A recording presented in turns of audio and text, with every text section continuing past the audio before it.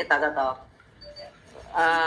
Grabe. Ay, ito po ang katanungan. Sige, sagutin niyo muna yan. Nananap ko lang yung question dito ni Butch. Ay, siguro habang inaantay niyo yung tanong. Okay. Pero akong gustong pasalamatan. Sige, magpasalamat muna kayo dyan. Go. Alam niyo po, dito po sa nangyari sa akin, akala nga namin ng pamilya ko na mag-isa lang talaga ako na dito, na lalabas sa Senado. Bagamat wala akong literal na kasamahan o na katabi ko sa upuan o sa pagsasalita. Pero talagang naramdaman ko nakita ko yung pagmamalasakit ng mga tao. Ayun nga ito lang yung gusto ko maipaabot sa inyo yung emotional pasasalamat. Si Morales umiiyak. Kawawa naman. Tuloy lang ang laban, sir. Nandito lang kami sa iyo. Mahal namin kayo, sir. Sa mga grupo at mga individual na patuloy na nagiging katuwang ng sambayan ng Pilipino sa paghahatid ng tunay na isyu ng lipunan at patuloy na nagmumulat sa kamalayan ng sambayan ng Pilipino.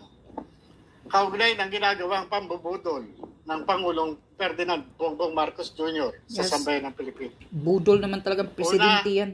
Yung Maharlika Network, yung Boljak, Boljakera, SAS Rogando Saso, Joey De Vibre, ang SMNI, Peebles Talakera, Attorney Trixie Cruz Angeles, Attorney Harry Roque, Attorney Lencho, Attorney Vic Rodriguez, Attorney Badong, Attorney Risa, Jay Sonsa, K. Eric Celis, Lorraine Badoy, Banateros, sina Banat Bay, Coach Oli, and Boss Dada, kina Yusek Marlon and Yusek Pam ng The Third Floor Studio, kay General Macanas, kay Captain Dado, kay Miss Malu Tikia, sa grupong Hindi Mo Pera Yan Group,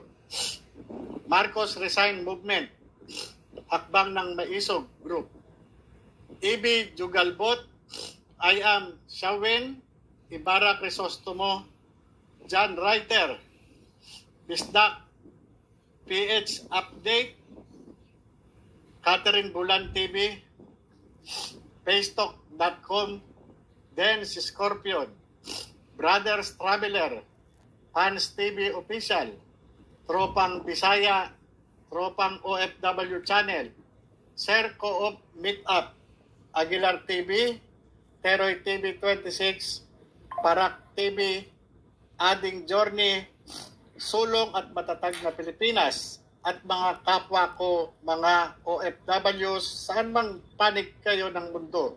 At sa lahat po ng mga vloggers na hindi ko nabanggit, ganun din po sa mainstream media.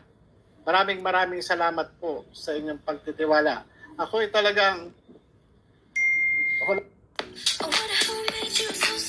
Laban lang, sir. Laban. Andito lang kami sa likod mo. Wala po akong maipagkakaloob sa inyo. Kundi ito pong aking paninindigan, ang aking personal na kaalaman patungkol po dito sa ginawa kong investigasyon. Kung saan man po ako pagparin ng tadhana at ng kapalaran, ay masaya ko po itong babaunin kahit sa kabilang buhay. Para namang nagpapaalam ka na, Sir Morales. JM, nandito po kami sa inyo na ako, sabi ko nga, hanggang humihinga po ako katulad ninyo. Pareho tayo ng sitwasyon, ginigipit, sinusubukang itumba, may mga banta sa buhay. Asahan niyo po, hindi namin kayo iiwan, sir. Yes. Ganon din po.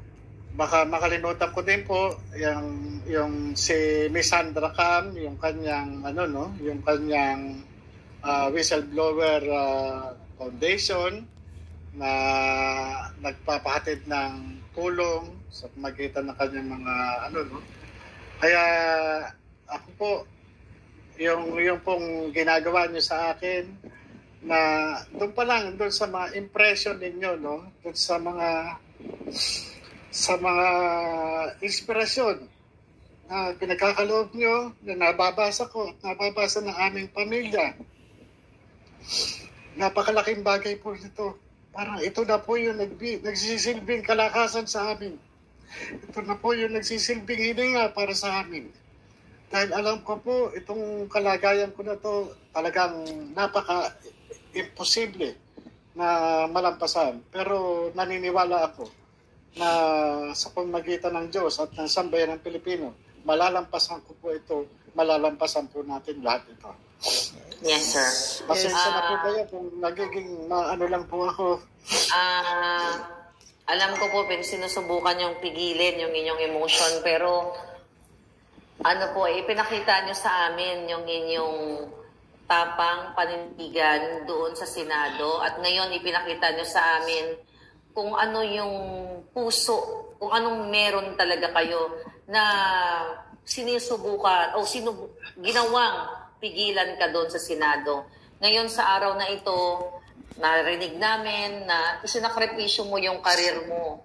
Tumayo ka, nakasuhan ka dahil lamang sa paninindigan na hindi kinakaya ng puso mo na may makulong na isang Pilipino na may mga maliliit na anak na inosente. Kaya isinakripisyo mo yung karir mo. I hope marami tayong oras, pero alam ko may interview po kayo, sir. Ulitin natin to, marami pa sana akong katanungan.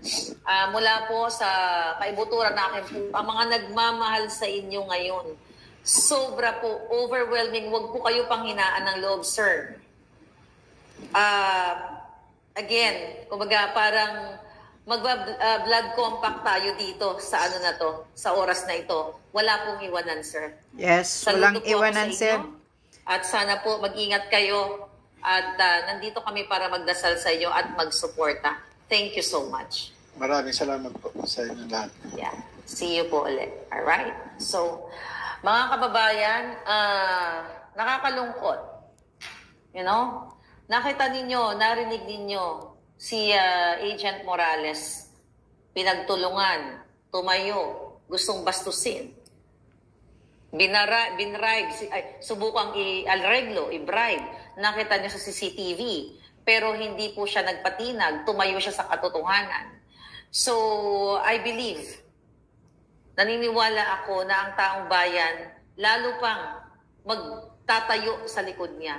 At wag nating bibitawan itong issue na ito. Doon sa mga nagpapadala ng inyong tulong, maraming salamat po na sa inyong pinaparating na tulong, pero sa dami ng mga messages ko na hindi ko na kinakaya, dahil ang dami din po mga reklamo, mga issue, gusto ko po sana dun sa mga gustong tumulong kay JM, dito po kayo mag-email po kayo ng diretso sa kanya. Ayan po yung ang email ni Agent Jonathan Morales at gmail.com. Mag-email din ako. Diretso po niya kayo masasagot, yung mga nagpapahatid ng tulong, yung mga nag-email sa akin, yung sa email ko, bibigyan ko pa rin kayo ng information, pero mas mabuti, diretso po yung tulong nyo sa kanya. Tama. Mga kababayan, actually,